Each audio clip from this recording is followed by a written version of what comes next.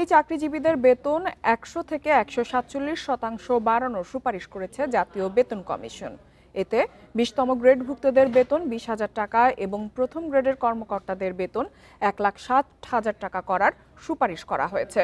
বুধবার প্রধান উপদেষ্টা ডক্টর মোহাম্মদ ইউনূসের কাছে বেতন বাড়ানোর প্রতিবেদন জমা দেওয়া হয়।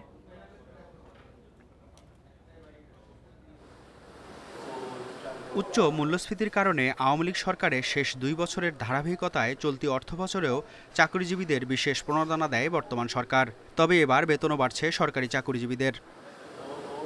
পে কমিশনের প্রস্তাব অনুযায়ী ২০তম গ্রেডের সরকারি চাকরিজীবীদের বেতন ভাতা ১৪৭% বাড়িয়ে ২০,০০০ টাকা এবং ১ নম্বর গ্রেডের কর্মকর্তাদের বেতন ১০০% বাড়িয়ে ১,৬০,০০০ টাকা করার সুপারিশ করা হয়েছে।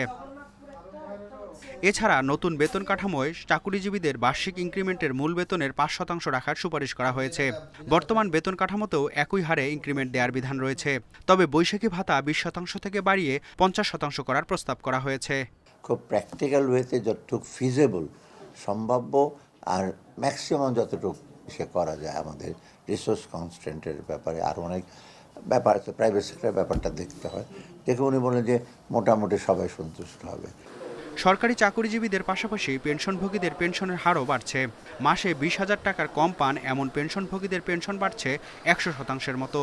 মাসে ২০ থেকে ৪০,০০০ টাকা পেনশন পাওয়াদের ৭৫%। চলতি বছরের জানুয়ারি থেকে আংশিক বেতন কাঠামো বাস্তবায়নের সুপারিশ করেছে জাতীয় পে কমিশন। তবে যাচাই ও পর্যালোচনা শেষে চলতি বছরের ১ জুলাই থেকে পুরো মাত্রায় নতুন বেতন কাঠামো কার্যকর হতে পারে। মেহেদী হাসান, ইন্ডিপেন্ডেন্ট নিউজ, ঢাকা।